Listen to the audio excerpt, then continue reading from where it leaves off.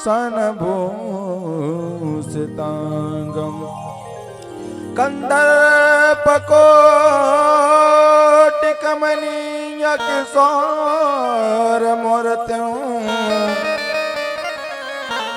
पुरत्यों मनोरथ भवम भजो जानकी सम गौरांगम रसमयम नित्यम रसाचार्यम रसो सुखम श्रीमद श्या किशोरी शरण देवाख्यम सद्गुरु प्रणमाम्यहम् सद्गुरु प्रणमाम्यहम्।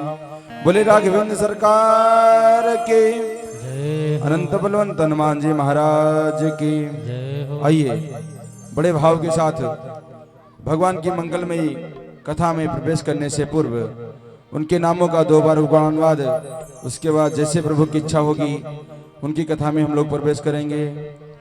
हम राम जी के राम जी हमारे हैं, हम राम जी हमारे हैं, हम राम जी के राम जी हमारे हैं, हम राम जी के राम जी हमारे हैं, हम राम जी के राम जी हमारे हैं, हम राम जी के राम जी हमारे हैं, हम राम जी के राम जी हमारे हैं, हम राम जी के राम जी हमारे हैं, हम राम जी के श्याम जी हमारे हैं, हम राम जी के राम जी हमारे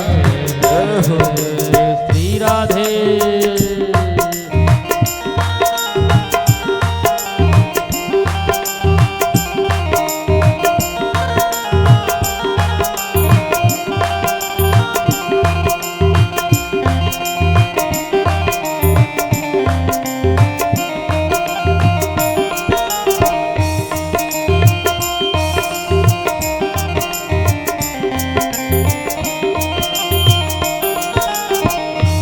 मेरे नैनों के तारे हैं, मेरे नैनों के तारे हैं, मेरे नैनों के तारे हैं, मेरे नैनों के तारे हैं, सारे जग के वो हितकारे हैं, सारे जग में हो हितलारे हैं, हम राम जी के राम जी हमारे हैं, हम राम जी के राम जी हमारे हैं। हरि बोल।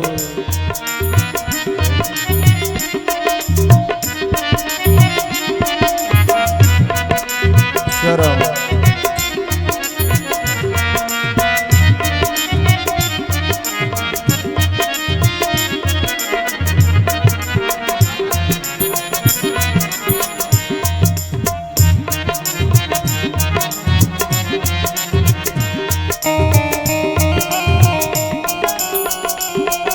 हाँ, मेरे तो प्राण आधारे हैं, मेरे तो प्राण अधारे हैं, सब भगतन के हितकारे हैं, सब भगतन के हितकारे हैं, हम राम जी के राम जी हमारे हैं, हम राम जी के राम जी हमारे हैं, हम राम जी के राम जी हमारे हैं।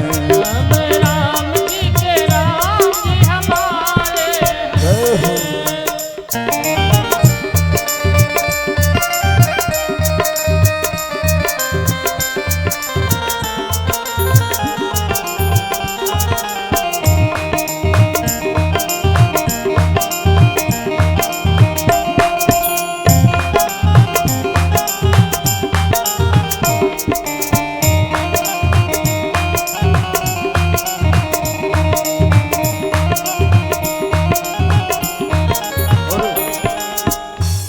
गणिका और गिद्ध उधारे हैं, गणिका और गिद्ध उधारे हैं, गणिका और गिद्ध उधारे हैं, गणिका और गिद्ध उधारे हैं। हम खड़े इन्हीं के द्वारे हैं, हम खड़े इन्हीं के द्वारे हैं। हम राम जी के राम जी हमारे हैं, हम राम जी के राम जी हमारे हैं। श्री राधे।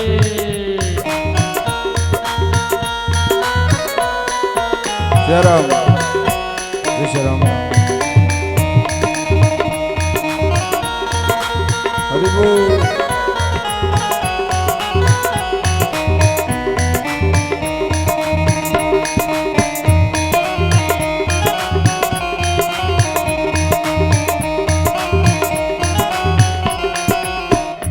हम राम जी के राम जी हमारे हैं, हम राम जी के राम जी हमारे हैं। हम राम जी के राम जी हमारे हैं। बोले राघवेंद्र सरकार की, श्री हनुमान जी महाराज की जय हो। परम मंगलमय परात्पर परब्रह्म परम अखिलेश्वर अकारण करुणा वर्ण वाले भक्तवांछा कल्पतरु तड़ित विनंदित पीतांबरधारी श्री राघवेंद्र सरकार के चरणों में कोटि चरण वंदन करते हुए अदृश्य रूप से विद्यमान अनंत बलवंत संत श्री हनुमान जी महाराज के चरणों में कोटि चरण वंदन एवं इस कथा के मुख्य यजमान हमारे भूत भावन भोलेनाथ श्री भैरव बाबा, उनकी मंगलमयी छाया में चल रहे ये 9 दिवसीय श्री राम कथा ज्ञान यज्ञ का आज पंचम सत्र हम सभी के मध्य उपस्थित है एवं इस पंडाल की शोभा को बढ़ा रहे अगस्त सुतक्षण याज्ञवल्क भरद्वाज इत्यादि के पद चिन्हों पे चलने वाले सभी श्रेष्ठ जन, अनुसुईया गायत्री सावित्री के पद चिन्हों पे चलने वाली हमारे माताएं बहनें, कल भगवान की मंगलमयी कथा के श्रृंखला में हम सभी श्री नारद जी महाराज के पावन प्रसंग को सुन रहे थे। आज वहीं से प्रारंभ करते हैं। मुनि गति देख सुरेश डराना,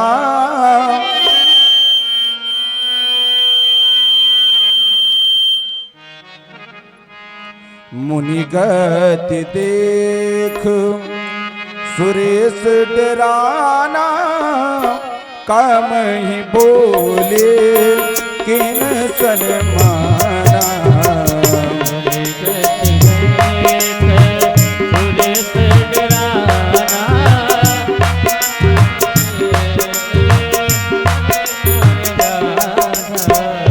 मुनि गति देखो सुरेश डराना, काम ही बोले किन सनमाना।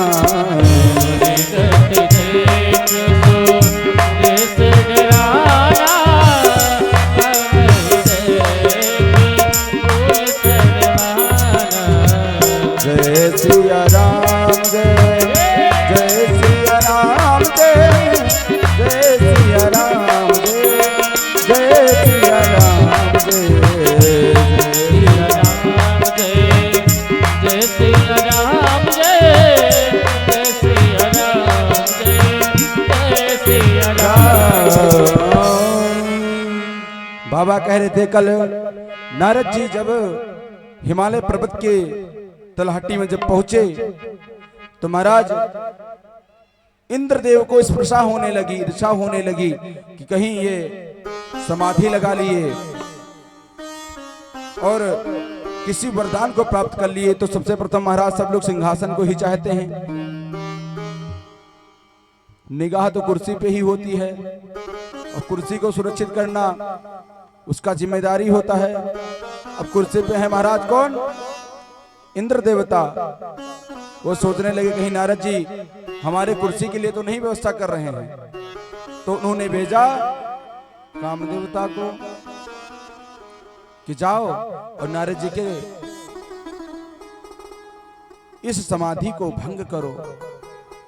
कामदेवता पहुंचे नारद जी के पास में। महाराज बाबा कह रहे हैं कि ऐसी उनकी हालत है कि सुख हाड़ ले भाग सट स्वान निरख मृगराज। जैसे सूखे हाड़ को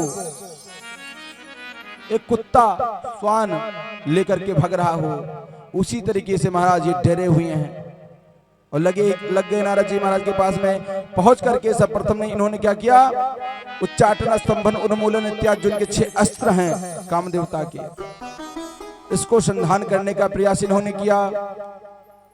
और पल्लों के बीच में पहला अस्त्र उन्मूलन का प्रयोग इन्होंने कर दिया।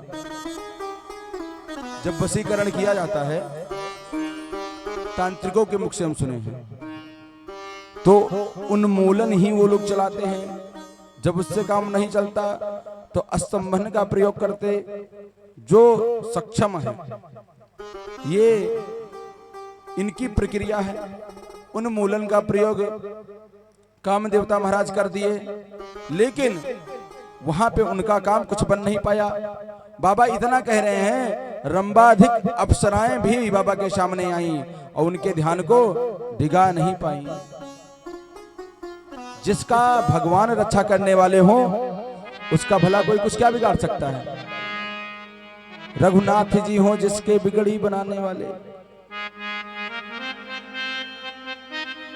तो बाबा की समाधि को भंग करने के लिए कामदेवता अपने अनेक प्रकार को बाणों को चलाए, लेकिन उनका कुछ बिगड़ नहीं पाया। उस बीच में बाबा का जब समाधि टूटा तो देख रहे हैं, बाबा कहते हैं महाराज, अरे भयो न नारद मन कछुरोसा, कहीं प्रिय बचन काम परितोषा। नारद जी का देखिए, कोई अच्छा काम किसी का कोई बिगाड़ दे तो उसको क्रोध होगा, लेकिन नारद जी महाराज को क्रोध नहीं हुआ। अब ये देखा कि महाराज एक बार तो हम जल चुके हैं, दोबारा कहीं हमारा काम नारद बाबा ना लगा दें। तो नारद जी का जब समाधि टूटा तो न इनको क्रोध हुआ, न कोई मन में दुखी हुआ कि हमारी समाधि टूट गई, रोष भी नहीं आया इनको। जब काम के बाण से बात नहीं चला तो जुबान से बात बन गई उसकी। तुरंत उसने प्रशंसा का पुल बांधना प्रारंभ कर दिया कि बाबा, मैंने अनेकों प्रकार के देवताओं को देखा, बड़े बड़े योगींद्र मुनींद्र संत सन्यासी ध्यानी, ये लोग नहीं बचते हैं काम के लपेटे से, आप कैसे बच गए महाराज। अब ये अपने शब्दों के बाण को चलाने लगा। देखो, स्वार्थी लोग कभी परमार्थ का काम नहीं कर सकते हैं। जब ये पहुंचे हैं, बाबा कहने स्वाकार्य कुशला सुराह, जो देवता होते हैं अपने कार्य को बनाने में बहुत कुशल होते हैं, है ना। हमको देख करके ईर्षाते हैं, कहते हैं अहो अमीसाम किम कार्य शोभनम। अरे इन भारतवासियों का गौरव तो देखो महाराज, सौभाग्य देखो, इन्होंने क्या कर्म किया है कि भारत भूमि में जन्म लिया। भारत में जन्म लिया, इसमें हिमालय पर्वत है, अच्छे अच्छे श्रृंखला हैं।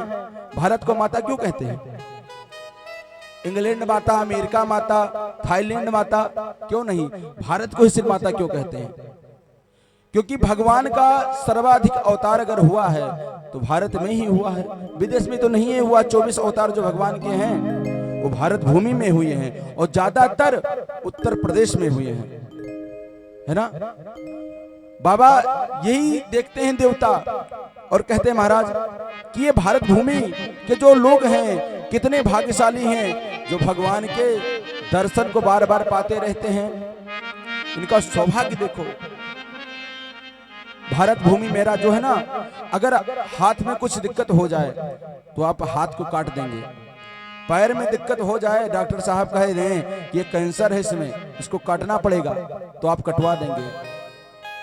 अगर कहा जाए कि किडनियां निकलवाओ तब सही होगे तो किडनी भी निकलवा दोगे, ये भैया 1 से डायलिसिस होगा, हम बच जाएंगे। लेकिन अगर कोई कहे अपने धड़कन को, अपने दिल को निकाल दो, तो आप कितने देर जी लेंगे? तुरंत गोविंदाय नमो नमः हो जाएगा। वेद व्यास जी भी कहते हैं ये जो भारत भूमि है ना, ये भगवान का हृदय है। हृदय में ही कामना उत्पन्न होती है, हृदय से ही व्यक्ति हर एक कार्य को संचालित करता है। ये मन से जो करते हैं महाराज, उनका काम बिगड़ता है। भगवान शरीर में हृदय है। ये भारत भूमि है, इस भारत भूमि में महाराज नगर शैल पर्वत हैं। ये जो हम पर्वत देखते हैं, इसकी हरियाली देखते हैं, जो ये भगवान की मुस्कान है। जो बड़े बड़े पर्वत हैं, जो बड़ी बड़ी नदियां बहती हैं, ये भगवान की नाड़ियां हैं, है ना। जो अच्छी अच्छी हरियालियां मुझे दिखती है, भगवान की मुस्कान है। जो पक्षियों के पीछे रंग बिरंगी आकृतियां दिखती हैं, ये भगवान का चित्रकारी है, आकृति है। भगवान ऐसे निर्मित किए हैं। उसी में ये हिमालय पर्वत को भी निर्माण किए थे। उसी हिमालय पर्वत पे नारद जी महाराज थे। उसी हिमालय पर्वत पे इंद्र देवता ने रंभादिक अप्सराएं को भेजी, लेकिन बाबा का कुछ बिगाड़ ही नहीं सका। और इतना नहीं, उनके मन में कोई रोष नहीं हुआ। अब काम देवता प्रशंसा करने लगे कि काम हम जब नारद जी भगवान शिव के पास पहुंचे तो वो हमको जला करके भस्म कर दिए, और आप तो महान हैं, आप तो साक्षात नारायण के स्वरूप हो गए। अरे नारद और नारायण नकार ही है, ना अक्षर उनके में भी और ना अक्षर हमारे में भी। नारायण का राशि वही राशि हमारी, तो हम और नारायण में कोई अंतर नहीं बचा है। अब ये अपने शब्दों के बाण से नारद जी को इतना मोह लिया कि महाराज हम आपको बताएं भैया, नहीं को अस जन्मा जगमाही, प्रभुता पाए ताही मद नाही। ये ईश्वर की बहुत बड़ी कृपा है कि पद पाने के बाद में मद ना आवे। ये ईश्वर की कृपा होती है। छोटा सा स्थान यदि आपको प्राप्त हो जाएगा, भगवान बलि का सर्वस्व छीन लिए। बलि का सर्वस्व लेने के बाद में पूछे, बलि अब बताओ, इदम विष्णु विचक्रमे त्रयधानी दधे पदम वासमूण मस्या पाकुं सूर्य स्वाहा, मैं विष्णु हूं। शुक्राचार्य जी बताए थे, गुरु की आज्ञा को आप नहीं माने। 2 पद से मैं भू भुआ स्वह मा जन तप और सत्य लोक को 1 पैर से नाप लिया, अतल बितल सुतल तलातल महातल रसातल और पाताल को नाप लिया। अब बताओ 3रा पैर कहां रखूं? बलि ने कहा, प्रभु आप ये बताइए, दान देने वाला बड़ा होता है कि लेने वाला? भगवान बोले, बलि सदैव जो दान देता है उसका हाथ ऊपर रहता है, लेने वाला छोटा होता है। भगवान से बलि बोले कि प्रभु अभी आपने सिर्फ और सिर्फ हमारे धन को नापा है, अब हम इस धनवान को भी नाप लो। भगवान कहते हैं कि जो अभिमान करता है, जो विद्या का अभिमान करता है, मैं उसकी विद्या छीन लेता हूं। जो धन का अभिमान करता है, उसकी मैं धन को छीन लेता हूं। जैसे देव महाराज कहते हैं कि जब व्यक्ति जन्म लेता है, जन्म लेने के बाद में भैया कार्य में लगता है, भगवान को भूलता है, तो भगवान बोलते हैं, एक माँ सरलतम भाषा में सुनेंगे, जब माँ अपने बच्चे को खिलाती है, परेशान हो जाती तो बोलती, बेटा थोड़ी देर जाके खेल लो। खेलने लगता है बच्चा। जब खेलते खेलते वो परेशान हो जाता है तो माताजी रोने लगता है कि अब हम आएंगे आपके पास में। तो माताजी उठा करके गुनगुना दे देती हैं कि लो इसको खेलो। खेलने में जब मस्त हो जाता है तो मैया का मन जब करता है तो उस बच्चे को उठा लेती है। भगवान भी करते हैं, पहले मान बड़ाई का, यश वैभव का, कीर्ति का गुनगुना आपको पकड़ा देते हैं, उसी को आप बजाते बजाते बजाते बजाते अपने में मद हो जाते हैं। भगवान एक दिन उसी गुनगुना को जब तोड़ते हैं तो बड़ा कष्ट होता है। भगवान कहते हैं, अहंकारम भक्ष भोज्यम च, मेरा आहार क्या है? अहंकार है। अहंकार चला नहीं किसी का। आज इस अहंकार को बाबा के मन में भी आ गया। काम को तो जीत लिए, क्रोध को तो जीत लिए, लेकिन महाराज अहंकार को नहीं जीत पाए। अब ये सोचे कि मुझे ये पद प्राप्त हुआ है, किसी के द्वारा सम्मान प्राप्त हुआ है, तो मैं किसी से बताऊं, ये मिल गया है तो बता दूं। देखो एक माता जी हैं गांव में, बुढ़िया हैं, वो सोची अंगूठी बनवा लेकर के आई भैया, इतनी महंगाई में जाकर के 1 तोले की अंगूठी लेकर के आई। अब वो गांव भर में घूम ली, पूरे गांव में घूमी, लेकिन उनका अंगूठी किसी ने नहीं देखा। माताजी सोची कि बताओ 1-1.5 लाख रुपया खर्च कर दिए हैं और अंगूठी देखने वाला भी कोई नहीं। तो एक काम की, वो पूरे गांव में घूमी, घूमने के बाद में फिर अपने घर पे आ गई, मंत्रणा लगाई कि छपरा जो कोने पर रखा है इसको मैं फूंक देती हूँ। जलाई दी, जलने लगा जब, तो पूरे गांव वालों को बुलाई वो भैया। जब सब आए तो अपने उंगली से इशारा करने लगी 1.5 तोले वाले सोने की अंगूठी से, ये देखो ये इधर बाल्टी रखा हुआ है, इधर जाकर मोटर प्रारंभ कर दो, इधर बुलाओ, वो खड़े हुए हैं अभी इधर दर्द कर रही हैं, उनका तब भी कोई अंगूठी नहीं देखा। अब वो क्या करें, जब जला बुता के बंद हुआ तो महाराज कहने लगी पूरा गौवा फूंक देंगे तब देखोगी हमारी अंगूठिया तुम। तो ये जो महाराज सम्मान होता है ये भी पच नहीं पाता है। नारद जी महाराज सोचे मैं क्या करूं, तो बाबा कहते हैं कि ये अपने इस मान को लेकर गए, किसको सुनाने लगे, जो कामारी हैं उन्हीं को इस मान को लेकर के जाने के सुनाने लगे। और बाबा कहते हैं महाराज नारद गवने तब सेव पाही जिता काम आहा नित मन माई। नारद गवने तब सेव पाही जिता काम तब नारद गवने शिव पाई, तब नारद गवने शिव पाई जिता कामो अहम नित मन माही।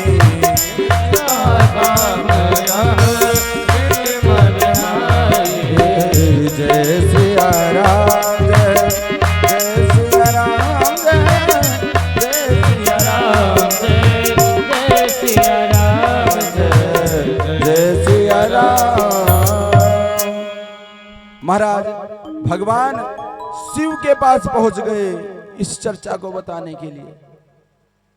अब जब पहुंचे भगवान शिव के पास तो ये बोले कि आज महाराज मैं आपको कथा सुनाने के लिए आया हूं।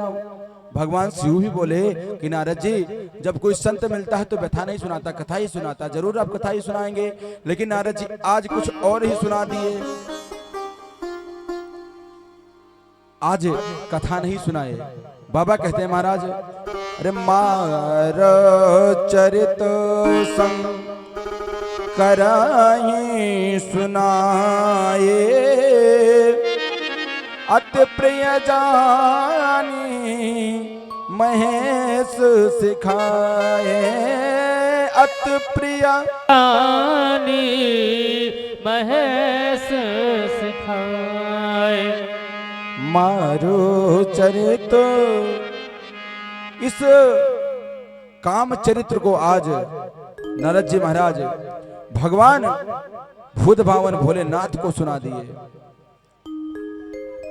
कि महाराज एक बात हुआ। बोले बताओ। बोले कि मेरे पास काम देवता आए, काम देवता मेरे पास आए। भोलेनाथ बोले तो, बोले आए तो, लेकिन आपसे मैं आगे बढ़ गया। आपसे आगे कैसे? आपके पास जब काम आया था आप जला करके भस्म कर दिए। ना मैंने उस पर क्रोध किया, ना उस पर कोई ईर्ष्या ही मुझे हुआ। बाबा कहने लगे कोई बात नहीं है, एक काम करो, कथा को जो आप मुझे सुना रहे हो, आज के बाद आप कथा सुनाने के लिए तैयार होते थे इसलिए मैं हाथ जोड़ता था। अब हाथ आपसे जोड़ रहा हूं कि जीवन में मुझे कथा मत सुनाना। बताओ, व्यास मंच पे कोई बैठे और कथा सुनाना प्रारंभ करे और आप बीच उस खड़े होकर के कहा महाराज हो ही गया, 5 दिन बहुत सुन लिए, अब बर्दाश्त नहीं होता, मत सुनाओ। तो इससे बड़ा सम्मान हमारा क्या हो सकता है। नारद जी का अपमान हो गया वहीं पे।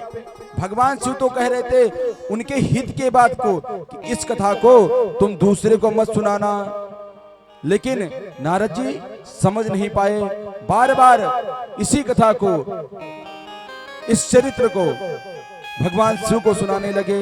बाबा कह रहे हैं बार बार बिनो वो मुनि ते ही, बार बार बिना वो मुनि ते, बार बार बिनो वो मुनि तो ही, बार बार बिना वो मुनि तो ही, जिमें यह कथा सुनाऊं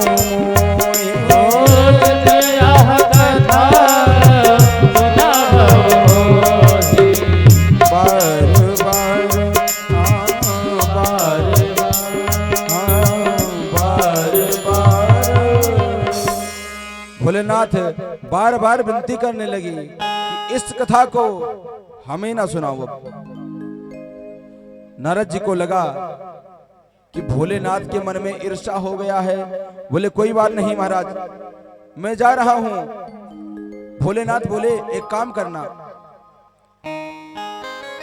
इस कथा को यदि आपसे कोई पूछ भी ले तो एक काम करना। बोले क्या?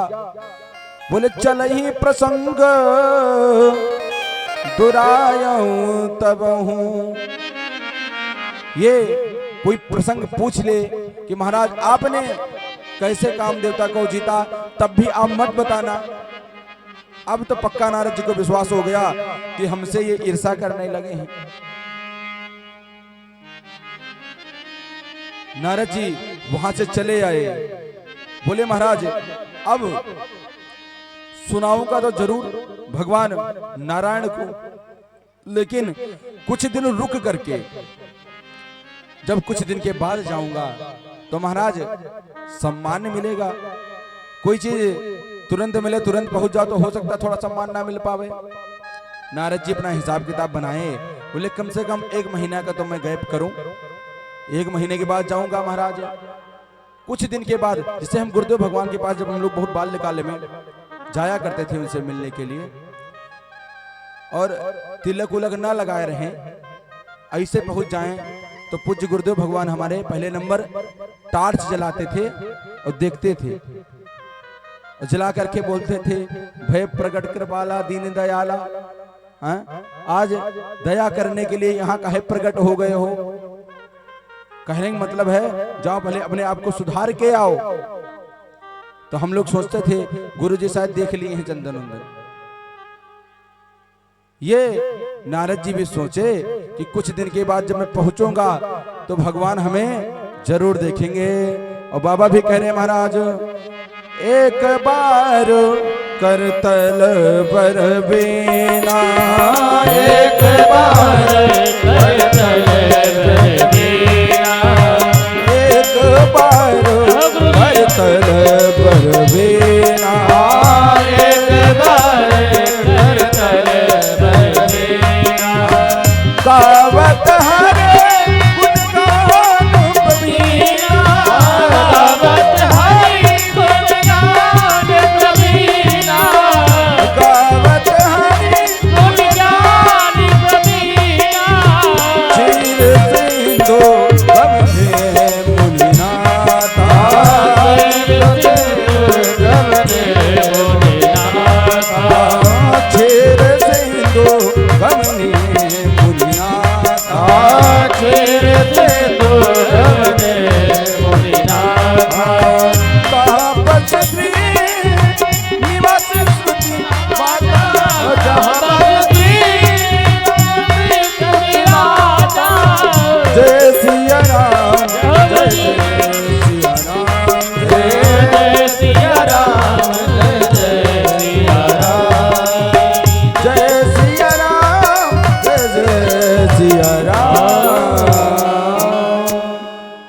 महाराज बाबा कहने लगे कि एक बार कर तल बर बेना और गावत हरे गुण गान प्रवीण। इसके पहले आप देखेंगे तो नारद जी के बारे में लिखा है गावत हरे गुण ज्ञान प्रवीणा, लेकिन आज ये ज्ञान में प्रवीण नहीं है, गान में प्रवीण है। आज ये अपने बखान करने के लिए जा रहे हैं, अपने यश को गाने के लिए जा रहे हैं।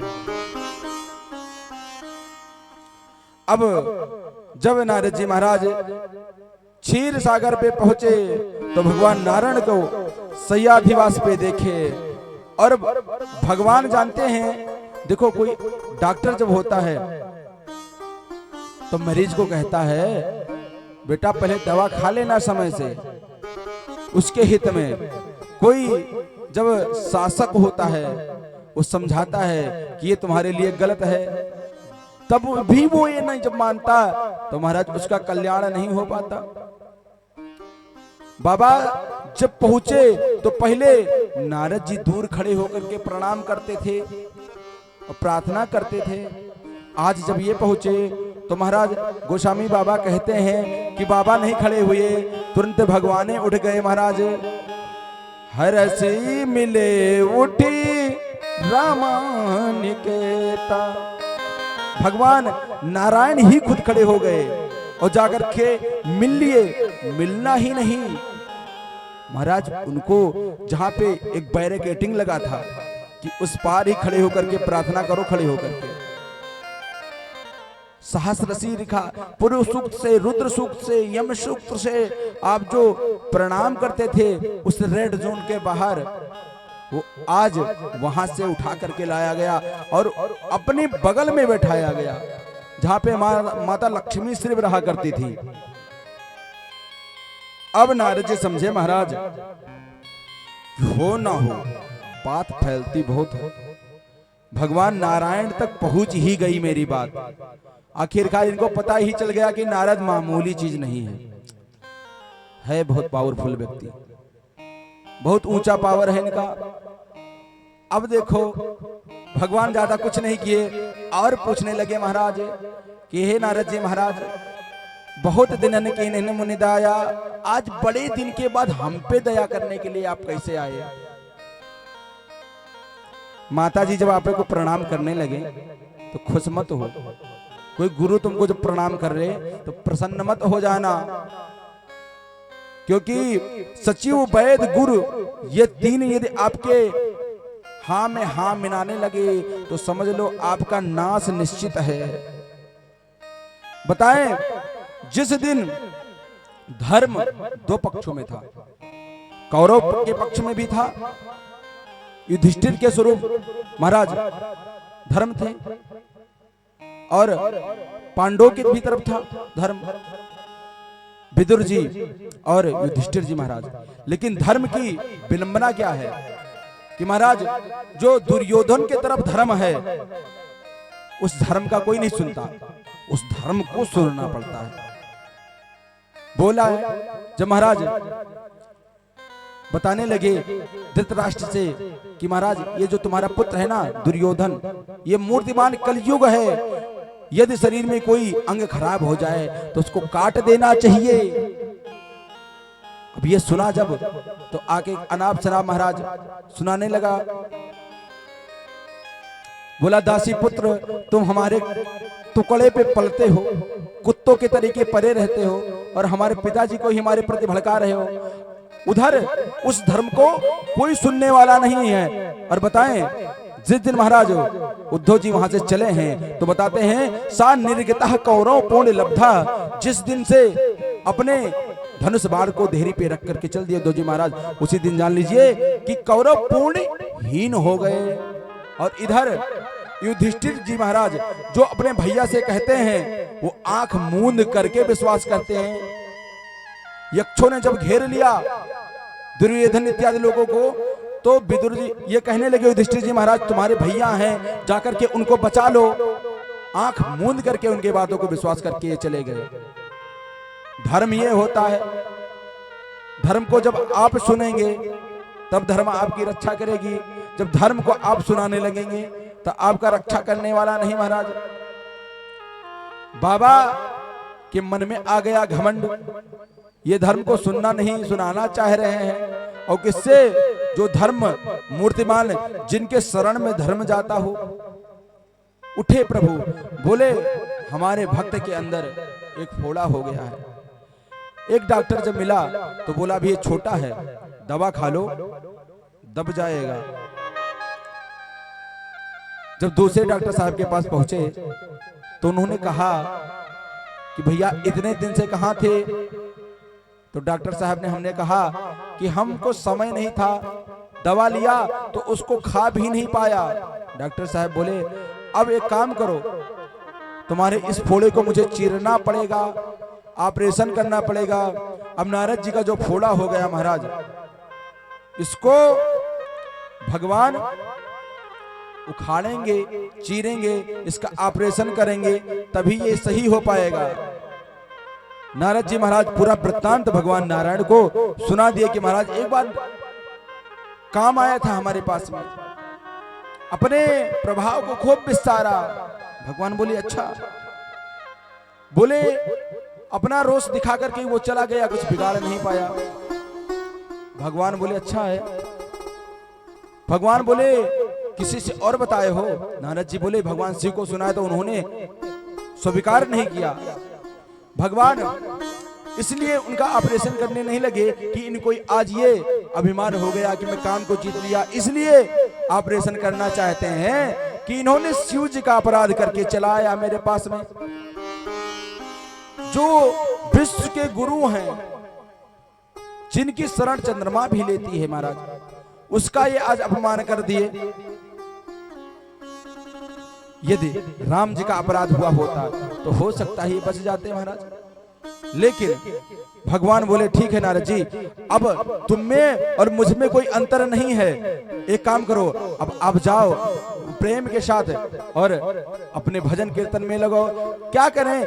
जिसका जो आपका नाम श्रवण करता है उसके जीवन से काम क्रोध तो मिट ही जाता है, और आप तो साक्षात काम को हरा दे, कोई बड़ी बात नहीं है। नारद जी बोले महाराज अब लग चुका है मोहर कि नारद जी के भजन से हमारा सब पाप ताप संताप नष्ट हो जाएगा, तो नारायण की क्या जरूरत। आज नारद और नारायण बराबर हुए महाराज।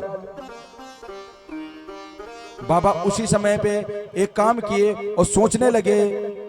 गुरुदेव भगवान कहते हैं अरे करुणा निधि मन दीख बिचारी, करुणा निधि मय दीख बिचारी, उरे अंकुर गर्भ तरु भारी, करुणा निधि मन देख बिचारी, उरे अंकुर गर्भ तरु भारी, करुणा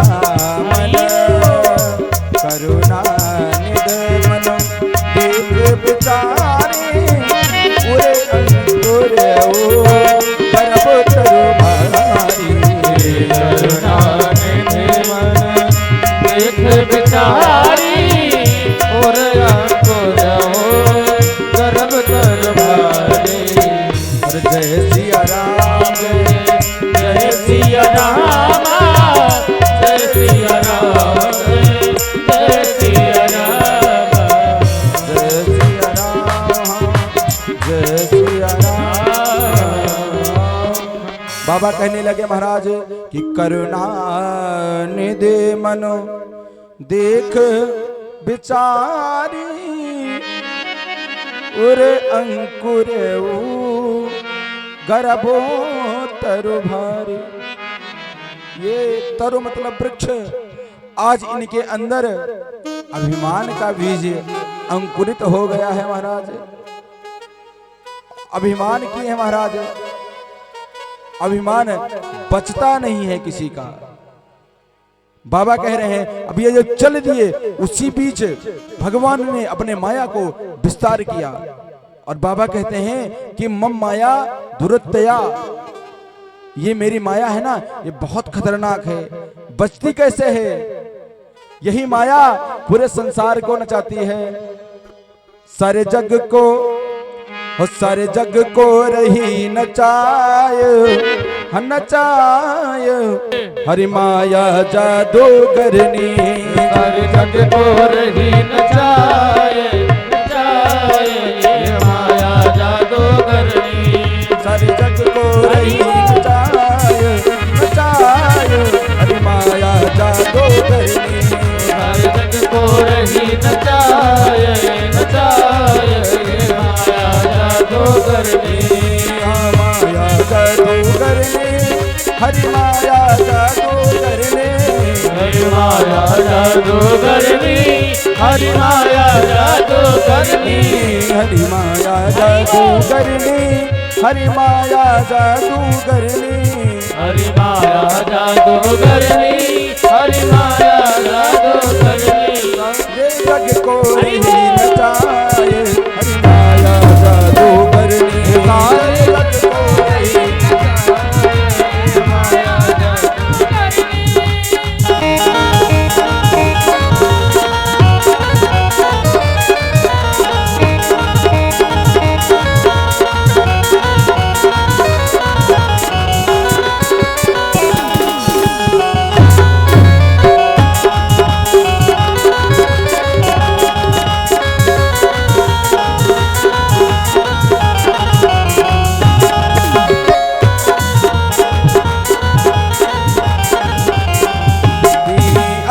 अद्भुत खेल खिलाय, हरि माया जादूगरनी, ओ रही अद्भुत खेल खिलाए देव माया जादूगरनी, सारे जग को रही नचाय, हरि माया जादूगरनी, सारे जग को रही नचाए देव माया हरि जादूगरनी।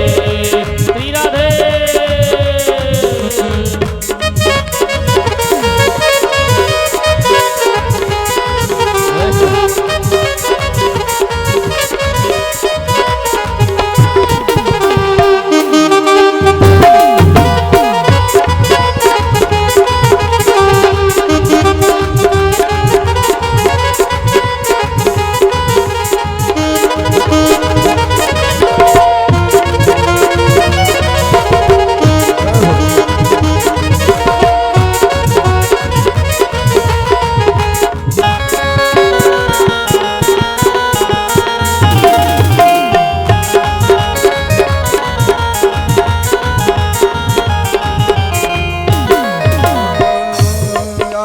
सबको नाच नचावे, कोइया को पार न पावे, सबको नाच नचावे कोइया को पार न पावे, या सबको नाच नचावे, कोइया को पार न पावे, या सबको नाच नचावे कोइया को पार न पावे, सुख में दुख को दर्शाय, हरि माया जादूगरनी, सुख दुख को दर्शाए माया जादूगरनी, हरि माया जादूगरनी, हरि माया जादूगरनी, हरि माया जादूगरनी, हरि माया जादूगरनी, सारे जग को रही नचाय, हरि माया जादूगरनी, सारे जग को रही नचाए माया जादूगरनी। दोनों हाथों से तालियां बजाते हुए कम से कम हाथ ऊपर कर लीजिए माता जी। सारे जग को रही नचाय, हरि माया जादूगरनी, सारे जग को रही नचाए माया जादूगरनी। श्री राधे जय हो।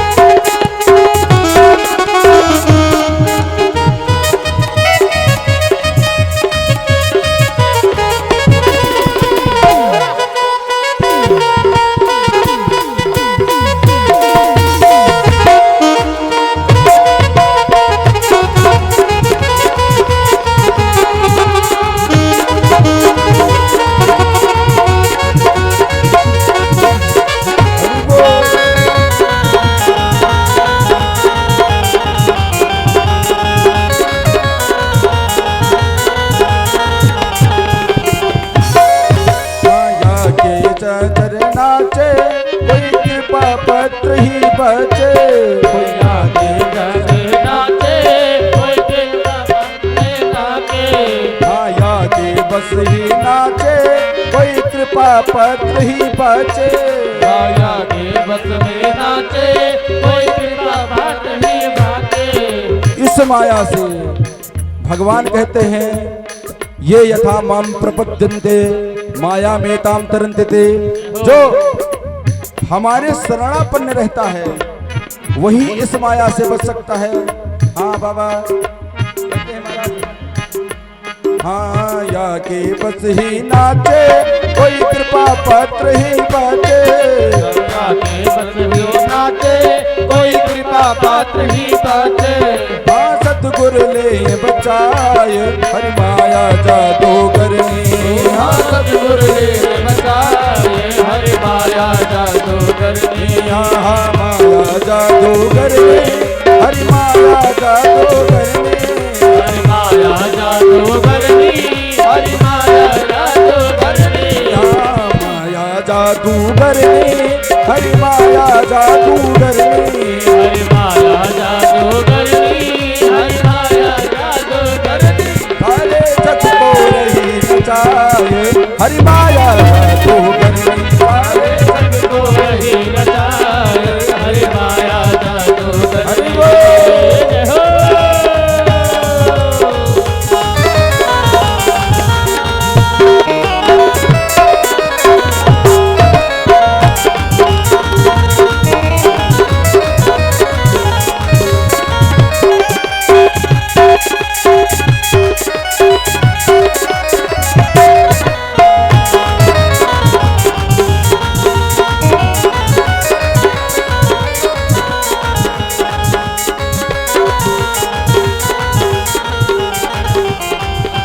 सारे जग को रही नचाए, हरि माया जादूगरनी। सारे जग को रही नचाए, हरि माया जादूगरनी। अति अद्भुत खेल नचाए, हरि माया जादूगरनी। अद्भुत खेल दिखाए, माया जादूगरनी। हरि माया जादूगरनी, हरि माया जादूगरनी। ये माया है महाराज, कोई सदगुरु के शरण में जाएगा तभी बच पाएगा। यह अद्भुत खेल नचाए, हरि माया जादूगरनी। आज वही माया नचा दी किनको? महाराज नारद जी को भी नहीं छोड़ी। और बाबा कहते हैं महाराज उसी समय पे, अरे श्रीपति निज माया तबु फेरे। श्रीपति निज माया तब प्रेमी। श्रीपति निज माया तब फेरे। श्रीपति निज माया तब प्रेमी। सुनहु कठिन करनी तिहि घेरे। सुनाओ कठिन करने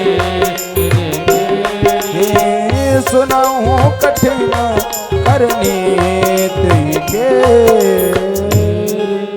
उसी समय पर जब नारद जी निकले क्षीर सागर से कि तुरंत अपने माया का विस्तार भगवान ने किया और तुरंत एक बड़ा विशाल 70 योजन में, एक योजन में कितना किलोमीटर होता है? इतना दूर आप लोग बैठते हैं पहली बार तो बड़ा अच्छा रहता है। उधर थोड़ा खाली हो गया पीछे, थोड़ा बिटिया तुम लोग आगे आ जाओ, आगे आ जाओ थोड़ा।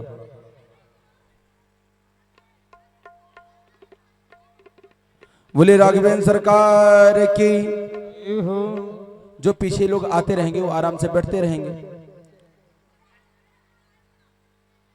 थोड़ा थोड़ा माता जी आप लोग भी आगे आ जाइए। एक भगवान ने 70 योजन का विस्तार किया। एक योजन में 12 किलोमीटर होता है। गुणा अपने हिसाब से कर लीजिए। इतना बड़ा संसार बना दिया भगवान ने। बाबा कहते हैं बिचरे मगमहु नगर ते 7 योजन विस्तार। श्रीनिवास पुरते अधिक रचना विविध प्रकार। श्रीनिवास का एक बहुत सुंदर सा नगर बना दिया भगवान ने। उसी समय उनकी कन्या विश्वमोहिनी जो है उसका स्वयंवर ठन गया।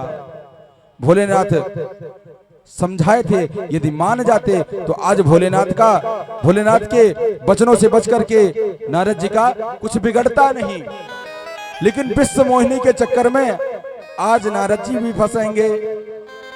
अच्छा ये बताओ, हम अभिमान पाल के रखते हैं, महाराज कुछ भी हो कैरेक्टर के बहुत मजबूत हैं, चरित्र कहीं नहीं जाने दिए। चरित्रवा कैसे बचेगा आपका जब तक भगवान नहीं चाहेंगे। सुबनेखा जब नहीं बच पाई तो आप कहां से बच पाएंगे। बाबा कहते हैं महाराज तुरंत भगवान ने विश्वमोहिनी का स्वयंवर निर्माण करके सामने ला दिया। और बाबा के उनका हाथ जब देखे महाराज तो सोचने लगे कि इन राजकुमारी से जो विवाह करेगा वो अमर होगा, अमर हो जाएगा। लेकिन उनके समझ में ये नहीं आया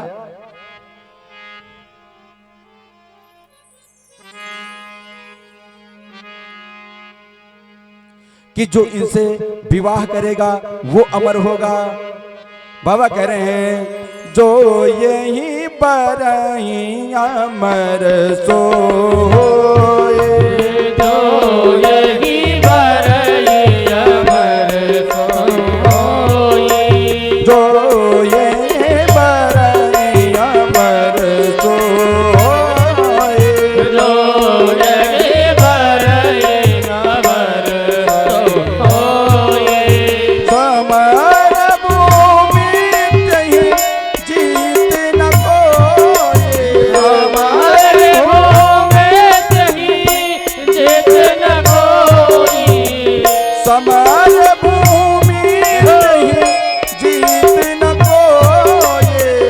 हमारे होंगे कहीं जीत न कोई।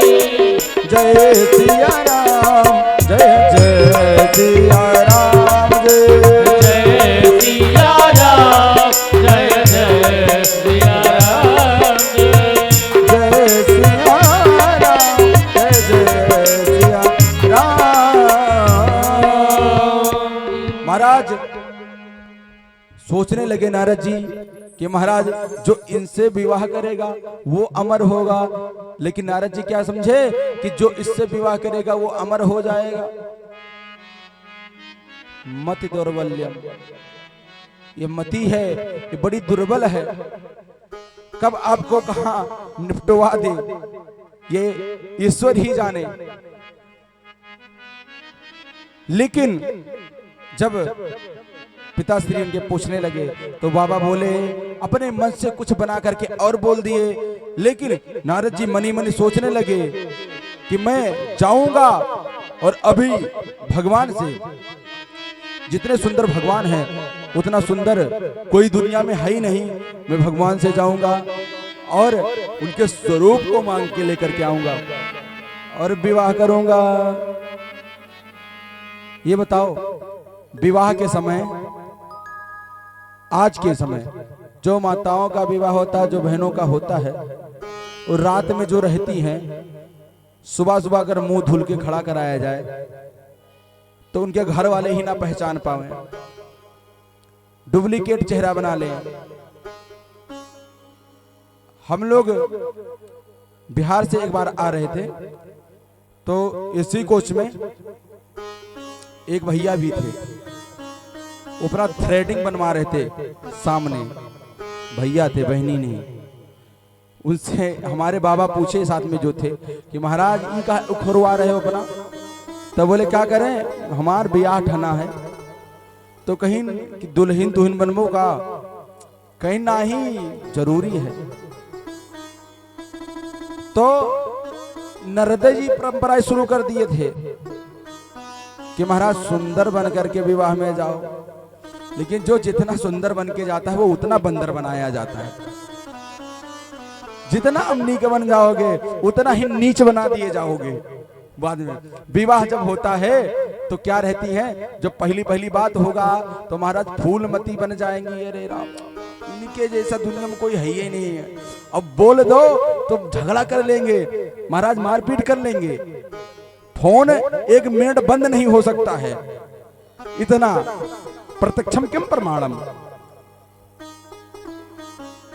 फोन बंद नहीं हो सकता। फोन अगर घर वाले छीन ले तो मारपीट हो जाएगा उनका। पहले फूलमती फूल कुमारी बनाया जाएगा, धीरे से धीरे जब उनका विवाह होगा महाराज तो फिर सूर्य कुमारी। अरे महाराज बहुत सुंदर है, क्या कहना इनके बारे में, स्वरूप हो तो इनके जैसा। धीरे से जब 2 साल बीत गया तो महाराज सूरजमुखी बना दिया गया उनको। जब 5-7 साल बीत गया, 10वें साल एनिवर्सरी में तो उनको बनाया गया ज्वालामुखी।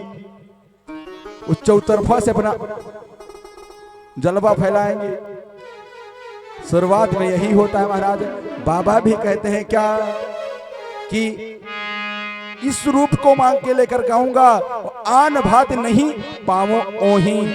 देखो एक बात ये भी है, माताएं की बात अलग है, पुरुष वर्ग जो हैं जब उनका विवाह ठनता है तो श्रीमती जी का नाम नहीं लेते हैं, कुछ हो बुला लो, नाम नहीं ले पाएंगे।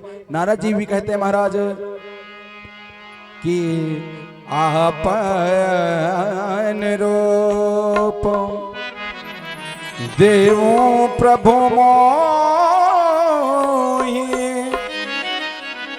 आन भात नहीं पावो। अगर स्वरूप नहीं दिए तो कोई दूसरा मेरे पास कारण नहीं है जिसके द्वारा मैं उनको पालूंगा। इसलिए प्रभु से कहते हैं कि एक काम कर दो प्रभु, अरे हरि सन मांगो, हरि सन मांगो। अरे सुंदरताई और हुई है जात गहर अति भाई। मैं जब भगवान का स्वरूप मांग के आ जाऊंगा तो मुझसे अच्छा सुंदर कोई नहीं लगेगा। अरे नील सरोरु नील मणि नील नील धर श्याम लाज ही छवि शोभा निरखी कोटि कोटि शतकाम। एक नहीं, ये जो एक काम देवता के चक्कर में फंसे हुए हैं, 100 काम देवता को उठा करके उनके ऊपर खड़ा कर दो सामने तो भगवान के स्वरूप के जैसे लगने वाले नहीं हैं। ऐसे हमारे राघवेंद्र सरकार हैं, है ना। अरे राम जैसा नगीना नहीं सारे जग की बजरिया में, राम जैसा नगीना सारे जग की बजरिया में, राम जैसा नगीना नहीं सारे जग की बजरिया में, राम जैसा नगीना नहीं सारे जग की बजरिया में, राम जैसा नगीना नहीं सारे जग की बजरिया में, राम जैसा नगीना नहीं सारे जग की बजरिया में, नीलमणि ही नीलमणि ही जलाऊंगी अपनी मन की बदलिया में, नीलमणि ही जलाऊंगी अपने मन की बदलिया में। श्री राधे।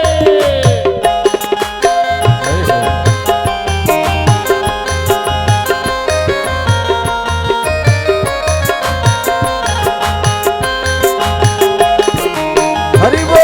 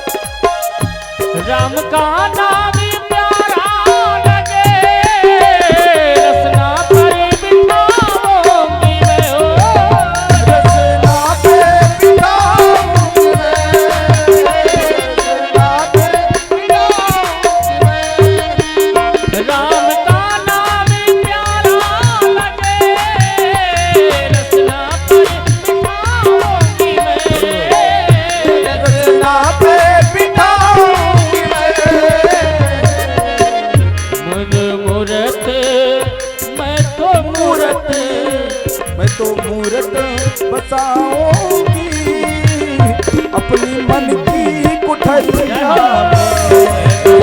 मैं तो मूर्ति बसाऊंगी अपनी मन की कोठरिया में। श्री राधे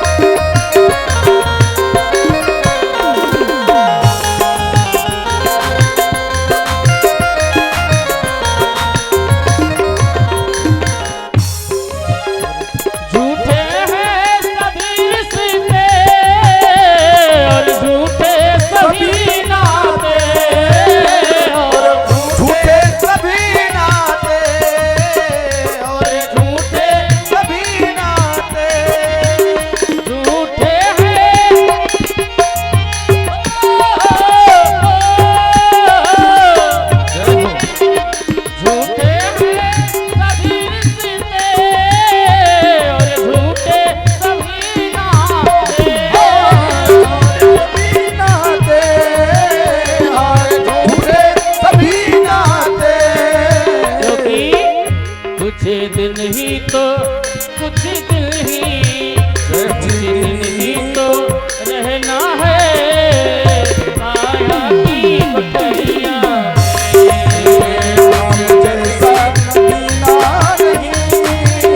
सारे जग की बजरिया में। राम जैसा नगीना नहीं सारे जग की बजरिया में। सारे जग की बजरिया में सारे जग की बजरिया में। राम जैसा हो राम जैसा न